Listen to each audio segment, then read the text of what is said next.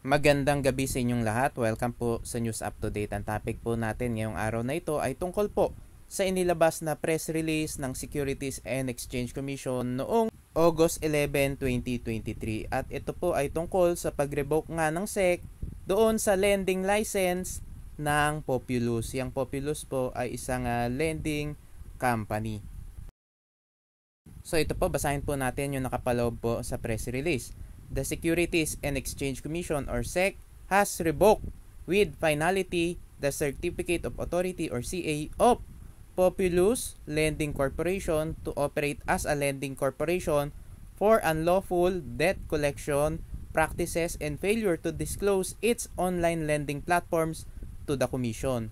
In an order dated July 14, the SEC Financing and Lending Companies Division or FinLend found that Populus Lending has committed several violations of SEC Memorandum Circular Number 18, Series of 2019 or MC18 on the prohibition on unfair debt collection practices.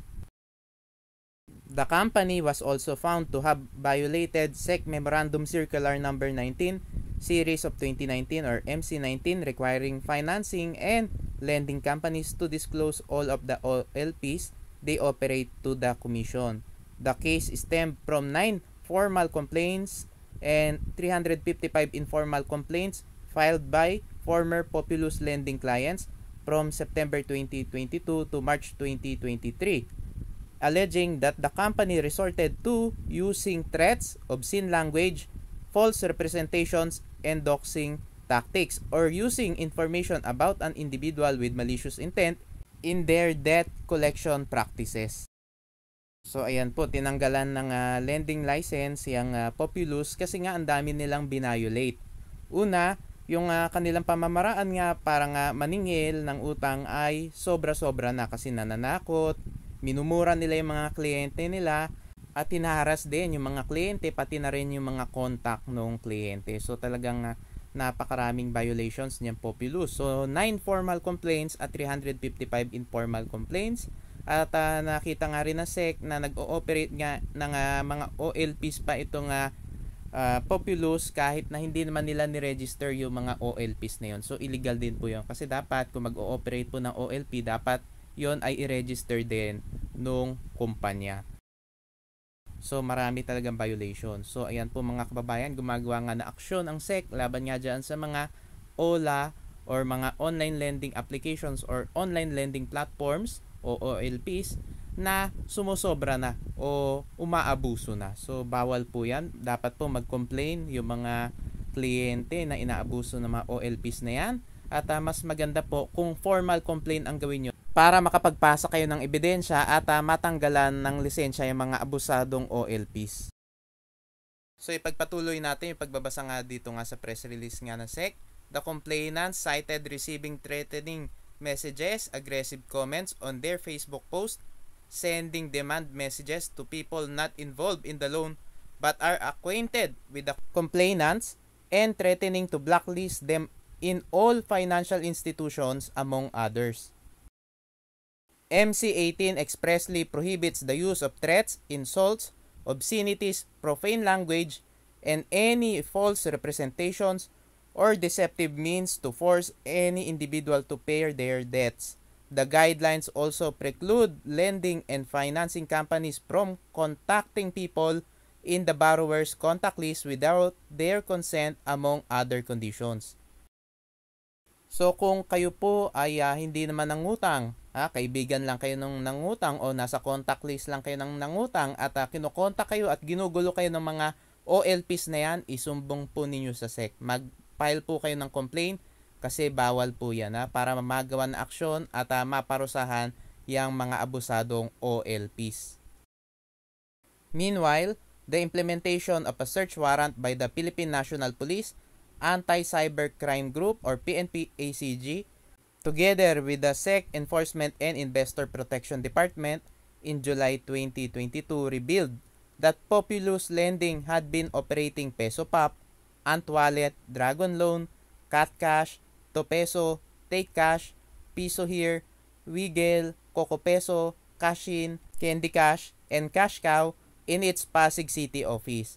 So ayan nga po yung mga nabanggit ko ng mga OLPs kapag dyan po kayo nag-loan at kayo ay ginugulo, ireklamo nyo lang po sa SEC kasi nga tinanggalan na po sila ng Certificate of Authority para nga mag-operate as a lending company. So illegal na po yung kanilang operasyon. So bawal po yung ginagawa nilang pagpapautang na at bawal din po yung panggugulo. Yung panghaharas po, bawal po yan. Data from the SEC Corporate Governance and Finance Department show that Populus Lending only has 4 registered OLPs with the commission, namely PesoPap, PesoCow, New Cash, and Lucky Loan. MC19 requires lending and financing companies to regularly submit an affidavit of compliance to the commission to ensure that their OLPs are duly registered with the SEC.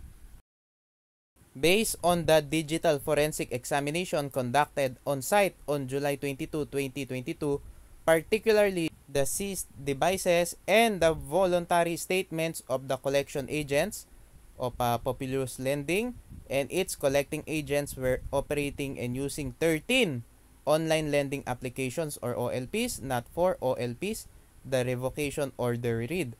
Simply put, we find that Populus Lending violated the above cited SEC circulars and exercised misrepresentation and deceit. The Commission previously issued a cease and desist order against Populus Lending on June 26, 2023 for its unfair debt collection practices.